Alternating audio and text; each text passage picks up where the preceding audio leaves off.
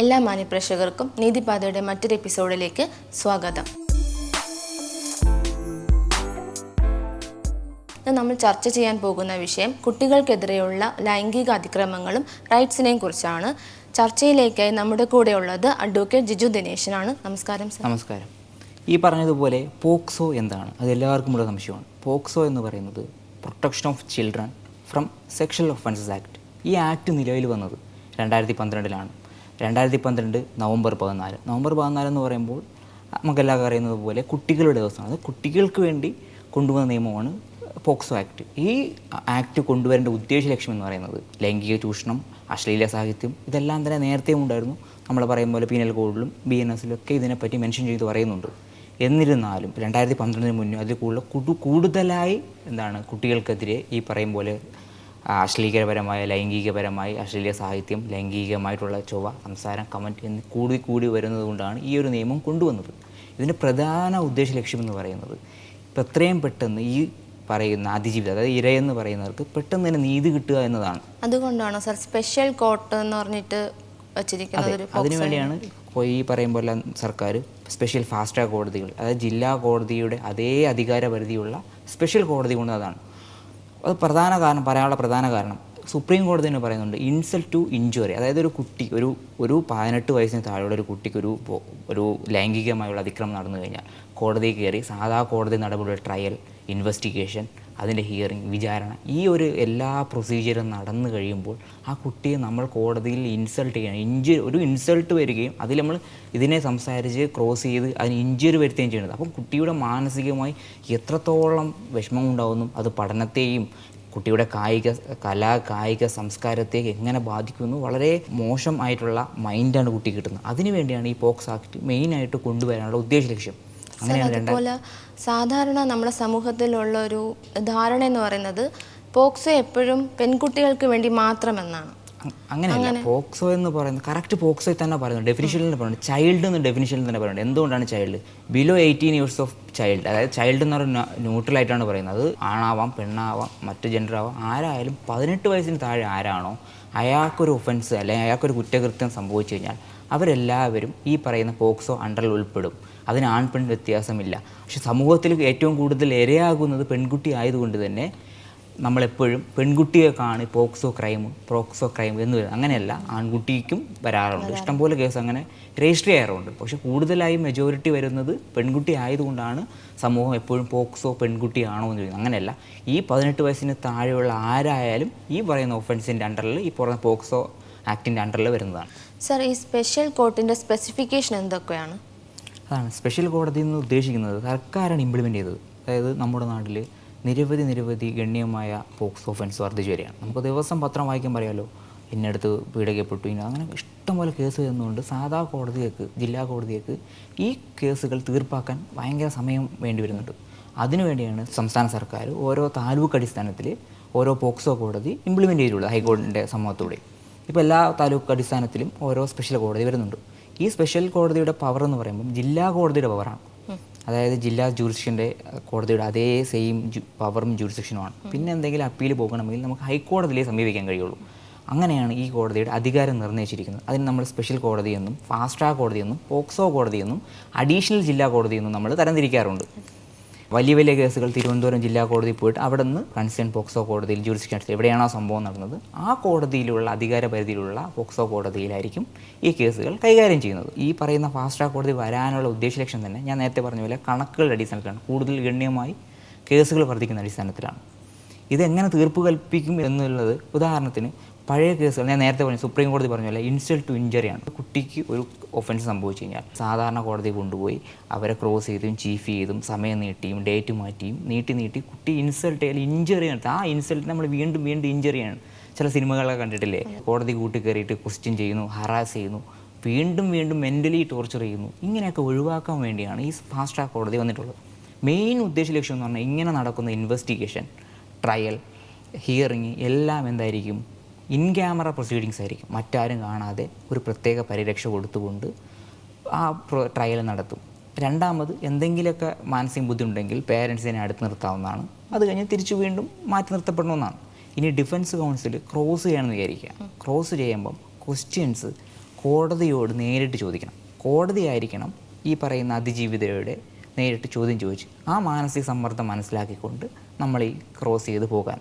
ഇങ്ങനെ ഒരു free environmental കോടതിയാക്കാൻ വേണ്ടിയാണ് ഈ പറയുന്ന സ്പെഷ്യൽ ഫാസ്റ്റ് ട്രാക്ക് കോടതി നമ്മുടെ നാട്ടിൽ ഇംപ്ലിമെൻ്റ് ചെയ്തിട്ടുള്ളത്. ഇത് ഈ പറയും പോലെ ട്രയൽ, ഇൻവെസ്റ്റിഗേഷൻ ഈ കാര്യങ്ങളൊക്കെ 1 വർഷത്തിനകം പൂർത്തിയാക്കണമെന്നാണ് പറയുന്നത്. അതായത് ഈ പറയുന്ന എവിഡൻസ് ഹാജരാക്കുന്നത്, കുറ്റപത്രം വായിക്കുന്നത്, വിചാരണ നടത്തുന്നത്, സാക്ഷി വിസ്താരം, ഇതൊക്കെ എത്രയും പെട്ടെന്നായിരിക്കണം. കാരണം മാറ്റി വയ്ക്കാൻ പാടില്ല. കാരണം അത് ആ കുട്ടിയുടെ മാനസികമായ വികാസത്തെ പരിമിതപ്പെടുത്തുന്നതുകൊണ്ടാണ് ഈ പറയുന്ന കോടതികൾ നമ്മുടെ സർക്കാർ ഇംപ്ലിമെൻ്റ് ചെയ്തിട്ടുള്ളത്. അതുപോലെ സർ, ഒരു സാധാരണ ഒരു കുടുംബത്തിൽ ഒരു ലൈംഗിക അതിക്രമം ആ കുട്ടികൾക്ക് ഉണ്ടായിക്കഴിഞ്ഞാൽ, ഇപ്പം നമ്മൾ സാധാരണ കേൾക്കുന്നതാണ് അച്ഛൻ മകളെ പീഡിപ്പിച്ചു, അല്ലെങ്കിൽ സഹോദരൻ മകളെ പീഡിപ്പിച്ചു. അപ്പം അങ്ങനെ വരുമ്പോഴത്തേക്കും അവർക്ക് ഒരു ബുദ്ധിമുട്ടുണ്ടാകും. അതായത് എവിടെ കേസ്, എങ്ങനെ ഫസ്റ്റ് സ്റ്റാർട്ടിങ്, എങ്ങനെ എവിടെ കേസ് കൊടുക്കും, എന്ത് ചെയ്യും എന്നുള്ളൊരു, അത് ഈ സമൂഹത്തിലുള്ള എല്ലാവരും ചോദ്യം. ഒരു ക്രൈം നടന്നു കഴിഞ്ഞാൽ, നമ്മളടുത്ത് തന്നെ നമ്മുടെ വീട്ടിലൊരു പോക്സോ ക്രൈം നടന്നു കഴിഞ്ഞാൽ, ഈ പറയുന്ന നമ്മൾ നേരത്തെ പറഞ്ഞ പോലെ ചൈൽഡ് എന്ന് പറഞ്ഞാൽ 18 വയസ്സിന് താഴെയുള്ളതാണ്, അവർക്കൊരു അങ്ങനെ ഒരു ഒഫൻസ് നടന്നു കഴിഞ്ഞാൽ നമ്മൾ ആദ്യം എന്ത് ചെയ്യുന്നതാണ്? ആ റിപ്പോർട്ട് ചെയ്യുക എന്നാണ് ആദ്യത്തെ പ്രാഥമിക ലക്ഷ്യം. ഒന്ന്, നമുക്ക് അടുത്തുള്ള സ്പെഷ്യൽ ജുവനൈൽ കോടതിയിൽ പോലീസ് സ്റ്റേഷനിൽ കൊടുക്കാം. 2, ലോക്കൽ പോലീസ് സ്റ്റേഷൻ, എവിടെയാണോ കുറ്റകൃത്യം നടന്ന അധികാര പരിധിയിലുള്ള ലോക്കൽ പോലീസ് സ്റ്റേഷനിൽ കൊടുക്കാം. 3, ചൈൽഡ് വെൽഫെയർ കമ്മിറ്റി ഉണ്ട്, അതിന് പരാതി കൊടുക്കാം. 2, ചൈൽഡ് ലൈനുണ്ട്, അവിടെ കൊടുക്കാം. പിന്നെ സ്റ്റേറ്റ് ആൻഡ് നാഷണൽ ചൈൽഡ് ലൈനുണ്ട്. ഇവിടെയൊക്കെ നമുക്ക് ആദ്യമേ പരാതി കൊടുക്കാം. ഇങ്ങനെ പരാതിപ്പെട്ട് കഴിഞ്ഞാൽ പോലീസ് ചെയ്യേണ്ടത് ആദ്യം ഇൻവെസ്റ്റിഗേഷൻ ഓഫീസർ. ഇൻവെസ്റ്റിഗേഷൻ ഓഫീസർ എന്ന് പറയുന്നത് ഇത് ആരാണോ അന്വേഷണം നടത്തുന്ന അന്വേഷണ ഉദ്യോഗസ്ഥനാണ് ഇൻവെസ്റ്റിഗേഷൻ ഓഫീസർ എന്ന് പറയുന്നത്. ഇദ്ദേഹം below the rank of SH ആയിരിക്കും. ഇദ്ദേഹം വരിക, കുട്ടിയുടെ മൊഴി എടുക്കുക എന്നാണ് ആദ്യത്തെ ലക്ഷ്യം. ഈ മൊഴി എടുക്കേണ്ടത് ഒന്നെങ്കിൽ കുട്ടിയുടെ വീട്ടിൽ പോയി മൊഴിയെടുക്കാം.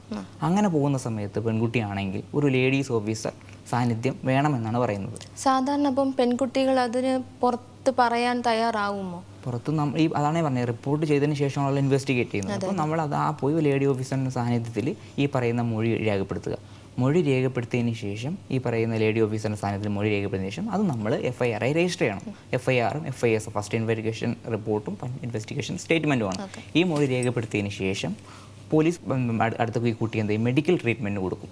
അതായത് ഇത്ര ദിവസം കൊണ്ട് ഡോക്ടറെ കാണിച്ച്, ഡോക്ടറെ കാണിക്കുന്ന സമയത്തും പേരൻസ് ഈ കുട്ടിയുടെ സാന്നിധ്യത്തിലുണ്ടായിരിക്കണം. നേരത്തെ പറഞ്ഞ പോലെ പോലീസ് ഓഫീസർ വന്ന് മൊഴി രേഖപ്പെടുത്തുമ്പോഴും ഒരു പേരൻസ് സാന്നിധ്യം ഉണ്ടായിരിക്കണം. ഇങ്ങനെ നമ്മൾ മെഡിക്കൽ സർട്ടിഫിക്കറ്റ് എല്ലാം കഴിഞ്ഞതിന് ശേഷം ഈ കുട്ടിയെ അടുത്തുള്ള മജിസ്ട്രേറ്റ് കോടതിയിൽ, നമ്മൾ നേരത്തെ പറഞ്ഞ പോക്സോ കോടതിയല്ല, അടുത്തുള്ള മജിസ്ട്രേറ്റ് കോടതിയിൽ പോയി നമ്മൾ സ്റ്റേറ്റ്മെൻറ്റ് കൊടുക്കണം. അതാണ് എവിഡൻഷ്യറി വാല്യൂ ഉള്ള സ്റ്റേറ്റ്മെൻറ്റ്. അവിടെ പോയി നമുക്ക് കുട്ടിക്ക് എന്തൊക്കെ സംഭവിച്ചു എന്നുള്ള ഫുൾ സ്റ്റേറ്റ്മെൻറ്റ് നമ്മൾ മൊഴി ആ കോടതിയിലായിരിക്കും കൊടുക്കുന്നത്. അത് കഴിഞ്ഞിട്ട് കുട്ടിയെ വേണമെങ്കിൽ സുരക്ഷിതമല്ല എങ്കിൽ, ഇപ്പം വീട്ടിലോ ഈ കുട്ടി താമസിക്കുന്ന സ്ഥലത്തോ സുരക്ഷിതമല്ലെങ്കിൽ, ഇപ്പം നേരത്തെ ചോദിച്ചതുപോലെ വീട്ടിൽ അങ്ങനെ സംഭവം നടന്നാൽ വീട്ടിൽ സുരക്ഷിതമായിരിക്കില്ല. അപ്പം ഷെൽട്ടർ ഹോമുണ്ട്, ആ ഹോമുകളിൽ ഈ കുട്ടിയെ മാറ്റി അവിടെ നിന്നുകൊണ്ട് നമുക്ക് ഈ ട്രയൽ കണ്ടക്ട് ചെയ്യാവുന്നതാണ്. ഇപ്പോൾ ഏതെങ്കിലും റെപ്യൂട്ടഡ് ആയിട്ടുള്ള ഒരു ഇൻസ്റ്റിറ്റ്യൂഷനോ അല്ലെങ്കിൽ ഏതെങ്കിലും മതേതരമായിട്ടുള്ള ഇൻസ്റ്റിറ്റ്യൂഷനോ ആണ് അവരുടെ അണ്ടറിലാണ് ഇങ്ങനെ ഒരു കുറ്റകൃത്യം നടത്തുന്നതെന്നുണ്ടെങ്കിൽ അവർ മിക്കവാറും പുറത്ത് പറയാൻ ചാൻസ് ഇല്ല, പുറത്ത് പറയാറില്ല. അപ്പം അവർക്കെതിരെ എന്താണോ നടപടി എടുക്കാറ്? അത് ഈ പറയും പോലെ പോക്സോ കുറ്റകൃത്യങ്ങൾ നമുക്ക് മേജറായിട്ട് 4 രീതിയിലുണ്ട്. കൂടുതൽ എല്ലാ പറയുന്ന സെക്ഷൽ പരമായിട്ടുള്ള എല്ലാ ഒഫൻസും ഈ പറയുന്ന പോക്സോ ആക്ടിൻ്റെ അണ്ടറിൽ വരുന്നതാണ്. പക്ഷെ നമ്മൾ മെയിനായിട്ട് പറയുന്ന 4 രീതിയിലുള്ള ഒഫൻസാണ്. ഒന്ന്, പെനട്രേറ്റീവ് സെക്ഷൽ അസാൾട്ടാണ്. അതായത് ഈ പേര് പോലെ തന്നെയാണ് പെനട്രേറ്റീവ്, അതായത് ശരീരത്തിൻ്റെ ഏതെങ്കിലും ഒരു പാർട്സിൽ, അതായത് വജൈനാവാം, അല്ലെങ്കിൽ യന്ത്രമാവാം, മലദ്വാരമായിരിക്കാം, മൗത്തായിരിക്കാം, അങ്ങനെ അതുപോലൊരു പാർട്സിൽ ഈ പറയും പോലെ പെനട്രേറ്റീവ് ആയ ഒരു സെക്ഷൽ ഇൻ്റർകോഴ്സ് നടക്കുകയാണെങ്കിൽ, സെക്ഷൽ അസാൾട്ട് നടക്കുകയാണെങ്കിൽ ആ ഒഫൻസസിനെയാണ് നമ്മൾ പെനട്രേറ്റീവ് സെക്ഷൽ അസാൾട്ട് എന്ന് പറയുന്നത്. അതിൻ്റെ ശിക്ഷ കുറഞ്ഞത് 10 വർഷത്തിന് മുകളിലായിരിക്കും. ഇതാണ് ഒന്നാമത്തെ മേജറായിട്ടുള്ള കുറ്റകൃത്യം. ഇനി രണ്ടാമത്തെ കുറ്റകൃത്യം എന്ന് പറഞ്ഞാൽ സെക്ഷൽ അസാൾട്ടാണ്. അതായത് ചെസ്റ്റിൽ പ്രസ് ചെയ്യുക, മറ്റ് ശരീരഭാഗങ്ങൾ പിടിക്കുക, ഇങ്ങനെ സെക്ഷൽ ലക്ഷ്യത്തോട് ശരീരത്തിൻ്റെ ഭാഗങ്ങൾ പിടിക്കുക, ടച്ച് ചെയ്യുക, ഈ കാര്യങ്ങളൊക്കെയാണ് സെക്ഷൽ അസാൾട്ട് വരുത്തുക, സെക്ഷലായി അസാൾട്ട് വരുത്തുക എന്നാണ് ഈ രണ്ടാമത്തെ സെക്ഷൻ അല്ലെങ്കിൽ ഒഫൻസിൽ ഉൾപ്പെടുന്ന ക്രൈമിൽ. അവർക്ക് മനസ്സിലായി ഇതിങ്ങനെ ഒരു കുറ്റകൃത്യം ആ കുട്ടിക്ക് നടന്നിട്ടുണ്ട്. എന്നാൽ ആ സ്കൂളിൻ്റെ പേര് വരാതിരിക്കാൻ അല്ലെങ്കിൽ ഏതെങ്കിലും ഇൻസ്റ്റിറ്റ്യൂഷൻ്റെ പേര് വരാതിരിക്കാൻ അവരത് മറച്ചു വെക്കുവാണ്.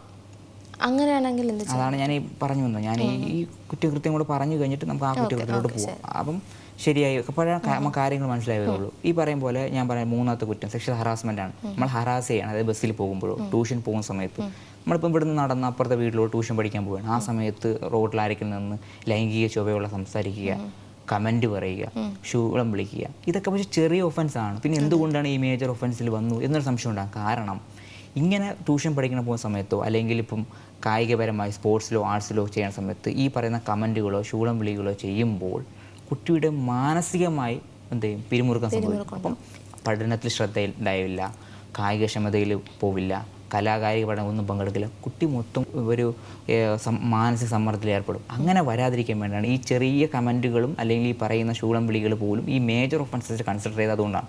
കുട്ടിയുടെ മാനസികമായി അതിനെ പ്രശ്നം ഉണ്ടാകും എന്ന് കണ്ടുകൊണ്ടാണ് ഈ പറയുന്നതാണ് സെക്ഷൽ ഹറാസ്മെൻറ്റ്. ഈ നാലാമത്തെയാണ് പോണോഗ്രഫി. പോണോഗ്രഫി എന്ന് പറയുമ്പോൾ അറിയാലോ, നമ്മൾ കേട്ട പോലെയാണ് നഗ്നത ചിത്രം പ്രദർശിപ്പിക്കുക, നഗ്ന ചിത്രം കാണിക്കുക, ഇങ്ങനെ കാണിച്ചുകൊണ്ട് സെക്ഷലായി പറയുക. ഇതൊക്കെയാണ് പോണോഗ്രഫിയിൽ വരുന്നത്. ഇപ്പോൾ ഇമേജസ് ആവാം, വീഡിയോസ് ആവാം, എല്ലാം ഇതിനകത്ത് വരും. ഇതാണ് മെയിനായിട്ടുള്ള 4 മേജർ ഒഫൻസസ്. ബാക്കി എല്ലാ ഒഫൻസ് ഉണ്ട്, എന്നാൽ ഞാൻ എടുത്ത് പറയുന്ന ഒഫൻസാണ്. ഇതാണ് ഏറ്റവും കൂടുതൽ മേജറായി പറയുന്ന ഒഫൻസ്. ചാപ്റ്റർ 2 സെക്ഷൻ 3 മുതൽ 11 വരെ പറയുന്നത് ഈ ഇത്രയും കണ്ടീഷൻസാണ്.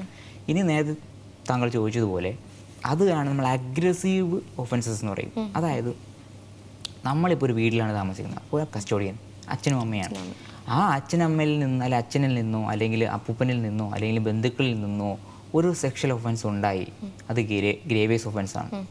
രണ്ടാമത് അവൻ പഠിക്കുന്ന സ്കൂളിൽ നിന്നോ അല്ലെങ്കിൽ മതപരമായ സ്ഥാപനങ്ങളിൽ നിന്നോ വിദ്യാഭ്യാസ സ്ഥാപനത്തിൽ നിന്നോ അല്ലെങ്കിൽ പോലീസിൽ നിന്നോ അല്ലെങ്കിൽ ആശുപത്രിയിൽ നിന്നോ അല്ലെങ്കിൽ ഷെൽട്ടർ ഹോമിൽ നിന്നോ അല്ലെങ്കിൽ അനാഥാലയത്തിൽ നിന്നോ ഇതുപോലുള്ളവരാണ് ഇവരെ പാരൻറ്റ്, ലോക്കൽ ഗാർഡിയനാണ്, ഇവരിൽ നിന്നൊരു സെക്ഷൽ ഒഫൻസ് ഉണ്ടായി, അത് ഗ്രേവിയസ് ഒഫൻസാണ്, അഗ്രസീവാണ്. ഇനി അടുത്ത് പറയുന്നത് പിന്നെ ഒരു ഡെഡ്ലി വെപ്പൺ വെച്ച്, അതായത് നമ്മൾക്കൊരു വാൾ വെച്ചോ അല്ലെങ്കിൽ കമ്പ് വെച്ചോ അല്ലെങ്കിൽ അതുപോലെ മാരകായുധം ഉപയോഗിച്ച് പേടിപ്പിച്ച് സെക്ഷ ചെയ്യുക. ഈ പറഞ്ഞ 3 കാര്യങ്ങൾ. അതുപോലെ തന്നെ അൺസൗണ്ട് മൈൻഡ്, അതായത് മാനസിക ബുദ്ധി വളർച്ചയില്ലാത്ത കുട്ടികളെ, ഇവരെ നമ്മൾ സെക്സ് ചെയ്യുക. പിന്നെ 12 വയസ്സിന് താഴെയുള്ള, ഞാൻ നേരത്തെ 18 വയസ്സിന് താഴെ ശിക്ഷയാണ്, ഈ 12 വയസ്സിന് താഴെയുള്ള കുട്ടികളെ അവരെ നമ്മൾ സെക്ഷലായി മിസ്യൂസ് ചെയ്യുക. ഈ ഞാൻ നേരത്തെ പറഞ്ഞ 5 കണ്ടീഷൻസ്, അതായത് മാനസിക വളർച്ചയില്ലാത്ത കുട്ടികളെ ഈ പറയുന്ന ഡെഡ്ലി വെപ്പൺ വെച്ച് ഉപയോഗിക്കുക, നമ്മളെ സംരക്ഷിക്കാനാവേണ്ട മാതാപിതാക്കളിൽ നിന്ന് അല്ലെങ്കിൽ പോലീസ് സ്റ്റേഷനിൽ നിന്ന് അല്ലെങ്കിൽ ഷെൽട്ടർ ഹോമിൽ നിന്ന് അല്ലെങ്കിൽ ഹോസ്പിറ്റലിൽ നിന്ന് അല്ലെങ്കിൽ വിദ്യാഭ്യാസ സ്ഥാപനങ്ങളിൽ നിന്ന് മതസ്ഥാപനങ്ങളിൽ നിന്ന് ഇതുപോലുള്ള നമ്മളെ സംരക്ഷിക്കപ്പെടേണ്ട അടുത്തുള്ളവരിൽ നിന്ന് നമുക്കൊരു ഒഫൻസ് ഉണ്ടായിക്കഴിഞ്ഞാൽ ഞാൻ നേരത്തെ പറഞ്ഞതിനേക്കാളും പണിഷ്മെൻറ്റ് കൂടും. കാരണം അവരാണ് സംരക്ഷിക്കേണ്ടത്. അവരിൽ നിന്ന് ഇങ്ങനൊരു ഉണ്ടായിക്കഴിഞ്ഞാൽ നേരത്തെ പറയുന്നതിനേക്കാൾ കൂടുതലായിരിക്കും ശിക്ഷ, ഡെത്ത് വരെ കിട്ടാം എന്നാണ് കോടതി പറയുന്നത്. അതാണ് നേരത്തെ ചോദിച്ച സംശയം. അതുപോലെ ഇപ്പം കുറ്റകൃത്യം ചെയ്യുന്ന ആളും മൈനർ ആണെങ്കിലോ? അത് ചോദ്യം. ഇപ്പം രണ്ടുപേരും ഞാൻ പറയും പോലെ അതിജീവിതം എന്നാണ് ഇപ്പം ഉപയോഗിക്കാറ്, ഇരയെന്ന് ഉപയോഗിക്കാറില്ല. ഇപ്പോൾ സർവൈവറായി, അതിജീവിതയായി, 18 വയസ്സാണ്. അപ്പോൾ രണ്ടുപേരും 17 വയസ്സോ 16 വയസ്സോ 15ഓ 14 വയസ്സാണ്. ഈ 18 വയസ്സിന് താഴെയാണെങ്കിൽ രണ്ടുപേരും ഈ പറയുന്ന നിയമത്തിൻ്റെ അടിസ്ഥാനത്തിൽ കുറ്റക്കാരാണ്.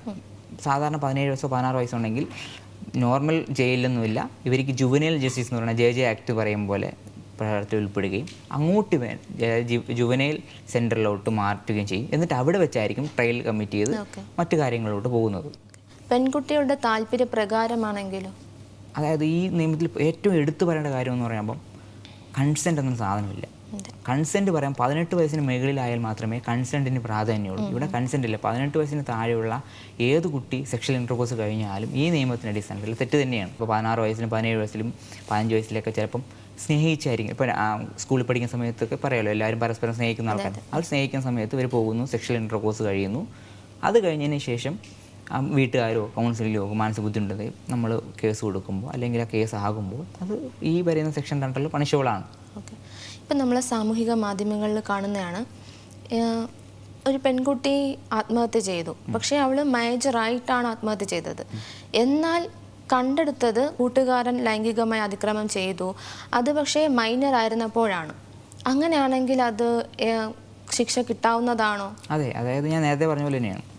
ആ സമയത്ത് കുട്ടിക്ക് 17 വയസ്സോ 16 വയസ്സോ 15 വയസ്സേ ഉള്ളൂ. ആ സമയത്ത് സെക്ഷൽ ഇൻ്റർകോഴ്സ് കഴിഞ്ഞു, അല്ലെങ്കിൽ ആ സമയത്ത് കല്യാണം കഴിക്കാമെന്നുള്ള വാഗ്ദാനം കൊടുത്തു, അല്ലെങ്കിൽ എന്തെങ്കിലും പ്രോമിസ് കൊടുത്തു, അല്ലെങ്കിൽ വേറെ എന്തെങ്കിലും കൊടുക്കാമെന്ന് പറഞ്ഞാൽ ആ സമയത്ത് കുട്ടിക്ക് അന്ന് ഈ നമ്മൾ കൺസിഡർ ചെയ്യേണ്ട കാര്യം എന്ന് വെച്ചാൽ 18 വയസ്സ് താഴെയുള്ളൂ. ആ സമയത്ത് മാനസികപരമായി വളർച്ചയില്ല, അതായത് ബുദ്ധിവികാസമൊന്നുമില്ല. മാനസിക വളർച്ചയില്ല എന്ന് പറഞ്ഞാൽ അൺസൗണ്ട് മൈൻഡ് എന്നല്ല, എന്താണ് ലൈഫൊന്നും മുന്നോട്ട് പോകാൻ കഴിയുന്നില്ല, മിസ്യൂസ് ചെയ്യും ഈ പറയുന്ന സെക്ഷൽ കണ്ടന്റ് ഒക്കെ. സ്റ്റേബിൾ മൈൻഡ്, അതെ, സ്റ്റേബിൾ എക്സാക്ട്ലി സ്റ്റേബിൾ മൈൻഡ് ഇല്ല. അപ്പോൾ അങ്ങനെ വരുമ്പോഴാണ് അതിനു വേണ്ടിയാണ് ഈ നിയമം കൊണ്ടുവന്നത് തന്നെ. ആ സമയത്ത് ഒരു മിസ്യൂസ് ചെയ്തിട്ട് പിന്നീട് ഈ കുട്ടി മേജർ ആയതിനു ശേഷം അവൻ ഈ പറയുന്ന പ്രോമിസ് ചെയ്തില്ല, അല്ലെങ്കിൽ പ്രോമിസ് വേണ്ട, ഇങ്ങനെ ചെയ്താൽ തന്നെ കൺസെൻറ്റ് വേണമെന്ന് ഈ ഒഫൻസ് പറയുന്നത് തന്നെ കൺസെൻറ്റ് ആവശ്യമേ ഇല്ല. സെക്ഷൽ ഇൻ്റർകോഴ്സിൽ ഏർപ്പെട്ടോ പണിഷബിൾ ആണ്. അതിൽ ഏറ്റവും വലിയ സംശയം നമുക്ക് റീസണലായിട്ട് ഇപ്പോൾ നമ്മുടെ കോടതികളിൽ കാര്യങ്ങളൊക്കെ വരുന്നത് 16ഉം 17ഉം വയസ്സിൽ തന്നെ സെക്ഷൽ ഇൻ്റർകോഴ്സ് കഴിഞ്ഞു, വീട്ടുകാർ പിടിച്ചു, കല്യാണം കഴിപ്പിച്ചു. അപ്പോൾ അത് കല്യാണം കഴിയുമ്പോൾ പിന്നീട് രണ്ടുപേരും 21ഉം 18ഉം വയസ്സ് കഴിയുമ്പോൾ പിന്നെ അത് വാലിഡായി മാരേജ്. പക്ഷേ നേരത്തെ കേസ് നിലനിൽക്കും. പിന്നെ കോടതി കൺസിഡർ ചെയ്ത് ഒരു ഓക്കെയാണ്, കുട്ടിക്ക് വേറെ കുഴപ്പമൊന്നുമില്ല, കുട്ടിയുടെ നോക്കും, കുട്ടിയുടെ മൊഴി നോക്കും, ബാക്കി സാഹചര്യം നോക്കിയതിന് ശേഷമായിരിക്കും കോടതി ഡിസൈഡ് ചെയ്യുന്നത്. അത് നിരവധി കേസുകളുണ്ട്. അതായത് 18 വയസ്സിന് മുന്നേ സെക്ഷൽ ഇൻ്റർകോഴ്സ് കഴിഞ്ഞിട്ട് പിന്നീട് വിവാഹിതരാകുന്നു. അപ്പോൾ അതെല്ലാവർക്കും ഡൗട്ടാണ് നിൽക്കും. അത് നിൽക്കും. കാരണം ഈ പറയുമ്പോൾ ഞാൻ പറഞ്ഞ പോലെ 18 വയസ്സിന് താഴെയുള്ളത് കൺസെൻറ്റ് എന്ന് പറഞ്ഞ സാധനമേ പറയുന്നില്ല. എന്തായാലും ഈ വരുന്ന ഒഫൻസിൻ്റെ അണ്ടറിൽ പണിഷബിൾ ആണ്. അതുപോലെ മേജറായ ഒരു ആൾ ഒരു സ്ത്രീയാണ്. അപ്പോൾ അയാൾക്ക് എതിരെ ഉണ്ടായ ഒരു കുറ്റകൃത്യം, അവർ മൈനർ ആയിരുന്നപ്പോൾ, എന്നാൽ അവർ താല്പര്യപ്രകാരമാണ് നടന്നതെങ്കിലും പിന്നീട് ഒരു ഏജ് ആയതിനു ശേഷം, ഒരു 10-30 വയസ്സ് കഴിഞ്ഞതിന് ശേഷം അവർക്ക് തോന്നുവാണ് ഇതെനിക്ക് കേസ് കൊടുക്കാൻ കഴിയും, അല്ലെങ്കിൽ എനിക്കിത് കൊടുക്കണം. അങ്ങനെയാണെങ്കിൽ അവർക്കത് കൊടുക്കാൻ കഴിയുമോ? അവർ താല്പര്യപ്രകാരം ചെയ്തതാണെങ്കിലും ഈ നിയമം പറയുന്നത് 18 വയസ്സിന് മുന്നേ സെക്ഷൽ ഇൻ്റർകോഴ്സ് കഴിഞ്ഞാൽ ഈ വരുന്ന ഒഫൻസിൻ്റെ അണ്ടറിൽ കുറ്റകരമാണ്. പക്ഷേ ഇതൊരു മിസ്യൂസ് ചെയ്യാൻ ഭയങ്കര ബുദ്ധിമുട്ടാണ്. ഈ പറയും പോലെ നമ്മളിപ്പം 17 വയസ്സിലോ 16 വയസ്സിലോ അല്ലെങ്കിൽ അങ്ങനെ കഴിഞ്ഞു, പിന്നെ ഈ പറയും ചെയ്തോ ചെയ്തില്ലെന്നറിയില്ല, അത് പിന്നെ ഈ നമ്മൾ നേരത്തെ എല്ലാം കോൺട്രഡിക്ഷൻ ആവുന്നുണ്ട്. റേപ്പിൻ്റെ കാര്യത്തിലൊക്കെ, കാര്യത്തിലല്ല റേപ്പിൻ്റെ കാര്യത്തിലൊക്കെ 18 വയസ്സിൽ സമ്മതത്തോടെ കഴിഞ്ഞതിന് ശേഷം പിന്നെ എന്തെങ്കിലുമൊക്കെ നിസ്സാര കാര്യം തെറ്റി വീണ്ടും ഈ പറയും പോലെ റേപ്പ് എന്ന കേസ് കൊടുക്കുക. നമ്മളിതിൻ്റെ ഉദ്ദേശ ലക്ഷ്യം എന്ന് പറയുന്നത് ഇങ്ങനെയല്ല. അത് ഉദ്ദേശ ലക്ഷ്യം എന്ന് പറയുന്നത് 18 വയസ്സിന് മുന്നേ എല്ലാവരും കുട്ടികളാണ്. കുട്ടികൾക്ക് ബുദ്ധി വളർച്ചയോ മാനസിക വളർച്ചയോ എന്താണെന്ന് അറിയണ സമയത്ത് ആ സമയത്ത് അവരെ തടയാൻ വേണ്ടിയാണ് കൊണ്ടുവന്നത്. 18 വയസ്സിനുള്ളത് കൺസെൻ്റ് എന്ന സാധനമില്ല അവിടെ. കുട്ടിക്ക് തന്നെ ഇതിൽ കേസ് കൊടുക്കേണ്ട ആവശ്യമില്ല, പേരൻസിന് തന്നെ കൊടുക്കാം. നമുക്കറിയെങ്കിൽ നമ്മളും കൊടുക്കാം. നമ്മൾ കൊടുത്തിരിക്കണം എന്നാണ് പറയുന്നത്. കൊടുത്തില്ല എങ്കിൽ നേരത്തെ ഞാൻ പറഞ്ഞ പോലെ അബറ്റ്മെൻറ്റിൻ്റെ അണ്ടറിൽ വരും. അതായത് ഇപ്പോൾ നേരത്തെ താങ്കൾ ചോദിച്ചതുപോലെ ഒരു സ്കൂൾ അല്ലെങ്കിൽ ഒരു സ്ഥാപനം, മതസ്ഥാപനമാവാം, വിദ്യാഭ്യാസ സ്ഥാപനമാവാം, റെപ്യൂട്ടഡ് ആയിട്ടുള്ള ഏത് കമ്പനി ആവാം, അങ്ങനെയുള്ള ഏതെങ്കിലും ഒരു സ്ഥാപനത്തിൽ അണ്ടറിൽ ഇപ്പോൾ ഷെൽട്ടർ ഹോമിലാവാം, അനാഥാലയത്തിലാകാം, അവിടെ നിൽക്കുന്നൊരു കുട്ടിക്ക് ഇങ്ങനൊരു സംഭവം ഉണ്ടായി. ചിലപ്പോൾ അവിടെ പഠിക്കുന്ന, ഞാൻ നേരത്തെ പറയില്ലേ ഗ്രീവിയസ് ഒഫൻസിൽ അണ്ടറിൽ പറഞ്ഞതുപോലെ, അവിടെ നിൽക്കുന്ന ആളിൽ നിന്ന് സംഭവം ഉണ്ടായി കഴിഞ്ഞാൽ അവരെന്ത് ചെയ്യും? ആ സ്ഥാപനത്തിൻ്റെ റെപ്യൂട്ടേഷൻ പോകുമെന്ന് കരുതി ഇവരെന്ത് ചെയ്യും? കേസ് ഒത്തുതീർക്കാൻ ശ്രമിക്കും. പണം കൊടുത്തും വേറെ എന്തെങ്കിലും കൊടുത്തും ഒത്തുതീർക്കാം. പക്ഷെ അങ്ങനെ ചെയ്യാൻ പാടില്ല. അങ്ങനെ അറിഞ്ഞു കഴിഞ്ഞാൽ ഈ പറയുന്ന പ്രേരണാ കുറ്റം, അബറ്റ്മെൻ്റ് എന്ന് പറയും, അതിൻ്റെ അണ്ടറിൽ പണിഷബിളാണ്. 6 മാസം വരെ കിട്ടുക. കാരണം ഇവരാണ് കസ്റ്റോഡിയൻ, ഇവരാണ് ഇവർക്ക് കൊടുക്കേണ്ടത്. അതുമാത്രമല്ല, എല്ലാ മാസം തോറും സ്കൂളുകളിൽ ഈ പറയുന്ന കൗൺസിലിംഗ് നടന്നു വരാറുണ്ട്. ആ കൗൺസിലിങ്ങിലാണ് ഇപ്പോൾ ഏറ്റവും കൂടുതൽ അറിയുന്നത്. നമ്മൾ തന്നെ ഇപ്പോൾ മനസ്സിലാക്കുന്നത് കൗൺസിലിംഗ് വഴി ചൈൽഡ് വെൽഫെയർ കമ്മിറ്റിയിൽ നിന്നാണ് കൂടുതൽ കേസും വരുന്നത്. കാരണം കൗൺസിലിംഗ് സമയത്താണ് കുട്ടിയുടെ മാനസികപരമായ പിരിമുറുക്കം നമ്മൾ അറിയുന്നത്. അല്ലാതെ കുട്ടി പേടിച്ചുകൊണ്ടും ചിലപ്പം വീട്ടിൽ നിന്നൊക്കെ ഉണ്ടായി പറയും കൊന്നുകളയും എന്നൊക്കെ പറയുമ്പോൾ കുട്ടി പേടിച്ചൊന്നും വേണ്ടില്ല. അപ്പം അങ്ങനെ നമ്മളൊരു കൗൺസിലിംഗ് കൊടുക്കുമ്പോൾ കുട്ടി തുറന്നു പറയുകയും ആ തുറന്ന് പറയുന്ന ഉദ്ദേശിച്ച് അങ്ങനെ തുറന്ന് പറയുമ്പോൾ സ്കൂളുകളിനോ അല്ലെങ്കിൽ സ്ഥാപനത്തിനോ റെപ്യൂട്ടേഷൻ പോകും എന്ന് കരുതി അത് മറച്ചു വയ്ക്കുന്നതാണ് ഭയങ്കരമായ കുറ്റകൃത്യമാണ്. അത് ശിക്ഷ കുറവാണെങ്കിൽ പോലും അബറ്റ്മെൻറ്റ് പ്രേരണ ഇതിൽ ഇൻവോൾവ് ആണ് നമ്മൾ. അപ്പം ഇത് ഒരു പരിധി വരെ ഇപ്പം പറഞ്ഞു കഴിഞ്ഞിട്ടാണെങ്കിൽ നമുക്ക് കേസ് കൊടുക്കാൻ കഴിയും. അങ്ങനെയാണെങ്കിൽ ഒരു പരിധി വരെ ഇതിനെ ചൂഷണം ചെയ്യുന്നതല്ലേ ഈ നിയമത്തിന്? അതാണ് നമ്മൾ മനസ്സിലാക്കുന്നത്. ചൂഷണം നമ്മളെ നിയമം മനസ്സിലാക്കാന്നാണ്. നമ്മൾ 18 വയസ്സിനുള്ള ഒരു കുട്ടിയും 18 വയസ്സിന് താഴെയുള്ളത് നമുക്ക് സെക്ഷൽ ഇൻ്റർകോഴ്സ് ചെയ്യാനേ കഴിയില്ലെന്നാണ് നമ്മുടെ നിയമം തന്നെ പറയുന്നത്. അത് ചൂഷണം ചെയ്യണതല്ല, അത് നമ്മൾ മനസ്സിലാക്കേണ്ടതാണ്. അല്ല, ഞാൻ ചോദിച്ചതേ ഇപ്പം ഞാൻ പറഞ്ഞു ഒരു ഏജ് മേജർ ആയതിനു ശേഷം അവർക്ക് എന്തെങ്കിലും വൈരാഗ്യവും എന്തെങ്കിലും ദേഷ്യപ്രകാരമാണ് അവർ കേസ് കൊടുക്കുന്നത്. അത് താല്പര്യപ്രകാരം മൈനർ ആയിരുന്നപ്പോൾ അതാണ് ഞാൻ പറഞ്ഞത്. ഈ കൺസെന്റ് എന്ന സാധനം മൈനറിനില്ല. അപ്പൊ നമ്മൾ അന്ന് താല്പര്യത്തോടെ കൊടുത്തു എന്ന് പറയുന്നത് നിയമസാധ്യതയില്ല. 18 വയസ്സ് കഴിഞ്ഞാൽ ഈ പറയുന്ന സാധ്യത നമുക്ക് കോടതിയിൽ പരിഗണിക്കാവുന്നതാണ്. 18 വയസ്സിന് താഴെ അവർ സമ്മതത്തോടെ എന്ന് പറഞ്ഞാൽ പോലും അങ്ങനെ കൺസെന്റ് എന്ന ഡെഫിനിഷനെ പോക്സോയിലില്ല. അത് 18 വയസ്സിന് താഴെ സെക്ഷൽ ഇൻ്റർകോഴ്സ് കഴിഞ്ഞാൽ അത് ഒഫൻസ് ആണ്, ഇതിൻ്റെ അണ്ടറിൽ വരും. അത് പണിഷ്മെന്റിന്റെ ദൈർഘ്യമാണ് കോടതി സ്വീകരിക്കുന്നത്. എന്താണ് ഉദ്ദേശ ലക്ഷ്യം, അല്ലെ ഇൻറ്റൻഷൻ ഉണ്ടായിരുന്നു, ഇങ്ങനെ ഹറാസ് ചെയ്യാനും അസോൾട്ട് ചെയ്യാനും പെനട്രേറ്റ് ചെയ്യാനൊക്കെ പിന്നെ ഈ ഒരു ഉദ്ദേശ ലക്ഷ്യത്തോടുകൂടി ഇതൊക്കെ നോക്കിയാണ് ഒരു കോടതി ശിക്ഷ വിധിക്കുന്നത്. അതിൻ്റെ ഗ്രാവിറ്റി കൂടിയും കുറഞ്ഞൊക്കെ ഇരിക്കും.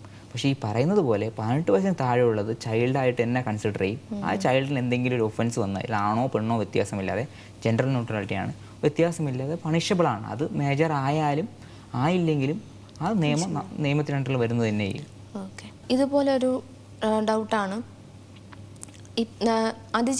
അതിജീവിതയ്ക്ക് 17 വയസ്സായി, എന്നാൽ താല്പര്യപ്രകാരമാണ്, കൂട്ടുകാരനാണ്. അതിനുശേഷം മേജർ ആയതിനു ശേഷം ഈ കേസ് വേണ്ട എന്ന് വെക്കാൻ കഴിയുമോ? ഇല്ല, അതാണ് ഞാൻ നേരത്തെ പറഞ്ഞ പോലെ കുറേ വിവാഹങ്ങൾ നടക്കുന്നുണ്ട്. 17, 16 വയസ്സിൽ ഇഷ്ടത്തിലാകുന്നു, സെക്ഷൽ ഇൻട്രോകോഴ്സ് കഴിയുന്നു, വീട്ടുകാർ അറിയുന്നു, പിന്നെ അവിടെ ഒരു 18, 21 വയസ്സാകുമ്പം മെജോറിറ്റി ആകുമ്പം കല്യാണം കഴിച്ചു പോകുന്നുണ്ട്. അപ്പം വീട്ടുകാരായിരിക്കും കേസ് കൊടുക്കുന്നത്, അല്ലെങ്കിൽ സ്കൂളിൽ നിന്നായിരിക്കും കേസ് കൊടുക്കുന്നത്. കുട്ടിയുടെ സമ്മതത്തോടല്ല, കുട്ടിക്ക് ഇവൻ വേണമെന്നായിരിക്കും പറയുന്നത്, പക്ഷേ കേസ് കൊടുക്കുന്നത് സ്കൂളിൽ നിന്നോ കൗൺസിലിൽ നിന്നോ വീട്ടുകാരുടെ പേരൻസിൽ നിന്നായിരിക്കും. അങ്ങനെ നിരവധി കേസ് വരാറുണ്ട്, അവരായിരിക്കും കേസ് കൊടുക്കുന്നത്. ഇപ്പോൾ കേസ് ചാർജ് ചെയ്യുക, ഇവൻ അറസ്റ്റിലാവുകയും കാര്യങ്ങളൊക്കെ ചെയ്ത് പിന്നെ ട്രയൽ സ്റ്റേജിലായിരിക്കും. ആ സമയത്തായിരിക്കും ഇവരെ കല്യാണം കഴിഞ്ഞത്. അങ്ങനെ എന്നാലും കേസ് അവിടെ നിലനിൽക്കും. പിന്നെ ഈ കുട്ടിയുടെ മൊഴി, പിന്നെ കോടതി ഇവരെ അടുത്ത കണ്ടീഷൻ, ഫ്യൂച്ചറിൽ എങ്ങനെയാണ്, ഇതെല്ലാം കോടതി പ്രസ്യൂം ചെയ്യും. അതിനുശേഷമായിരിക്കും ഈ പറയും പോലെ ശിക്ഷ വിധിക്കുന്നത്. ശിക്ഷിക്കും എന്നാണ് ഒഫൻസ് പറയുന്നത്. പക്ഷെ കോടതിക്ക് നോക്കാം അവരിനി മുന്നോട്ട് പോകുന്നു. പക്ഷെ ആ സമയത്ത് ചെയ്തത് ശരിയാണെന്ന് കോടതി പറയില്ല, കുറ്റകൃത്യമാണ്. ഞാൻ പറഞ്ഞ പോലെ 18 താഴെ അവർ കല്യാണം കഴിച്ചില്ലെങ്കിലും അത് കുറ്റകൃത്യമായിട്ടാണ് കാണുന്നത്. പൊതുവെ ആരും ഈ പറയും പോലെ ഇപ്പം തന്നെ കുറേ കല്യാണം 17 വയസ്സിലൊക്കെ നടത്താറുണ്ട്.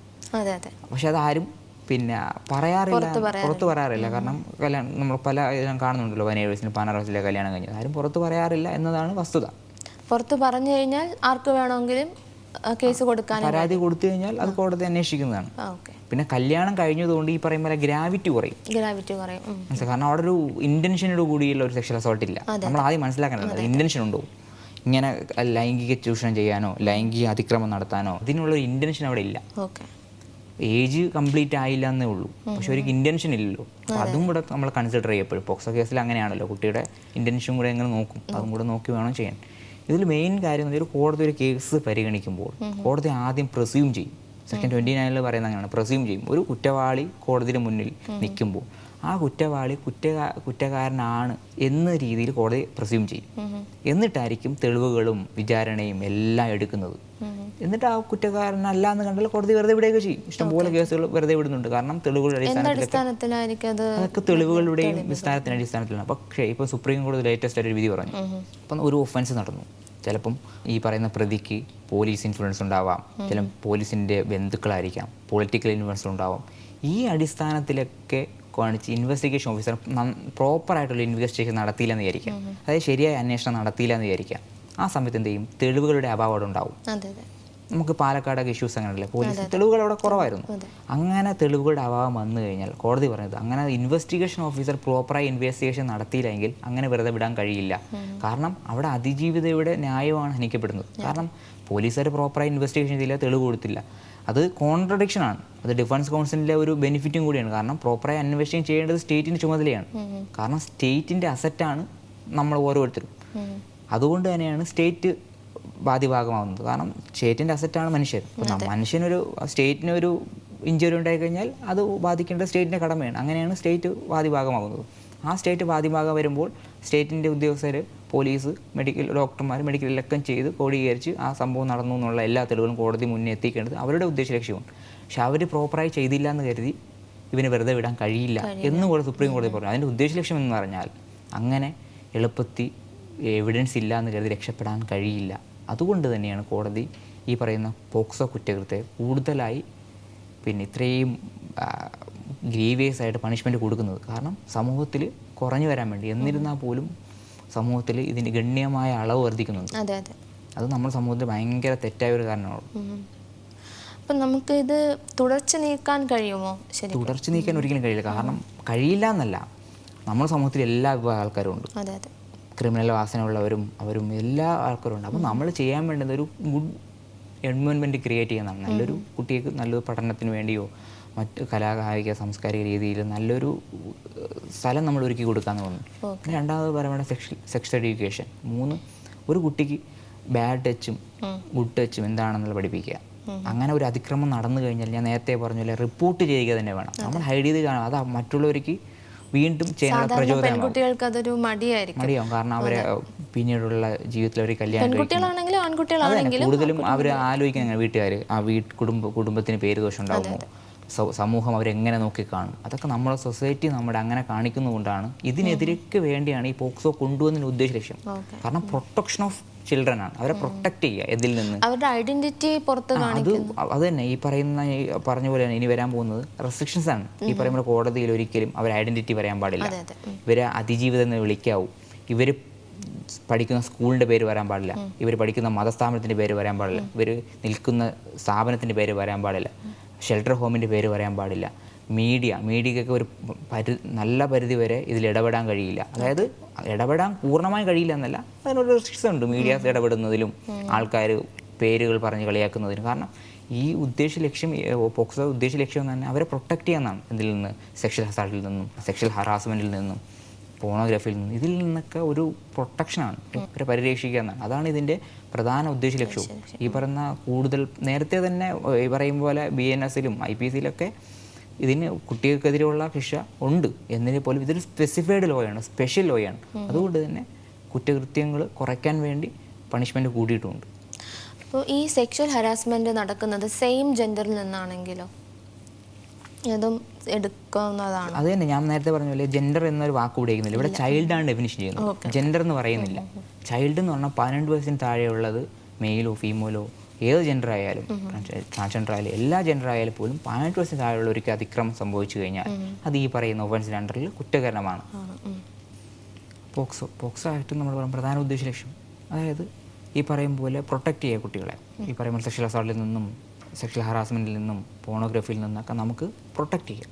പിന്നെ നമ്മൾ ചെയ്യേണ്ടതെന്ന് പറയുമ്പോൾ ഒരു ഗുഡ് എൻവയോൺമെൻറ്റ് ക്രിയേറ്റ് ചെയ്യുക.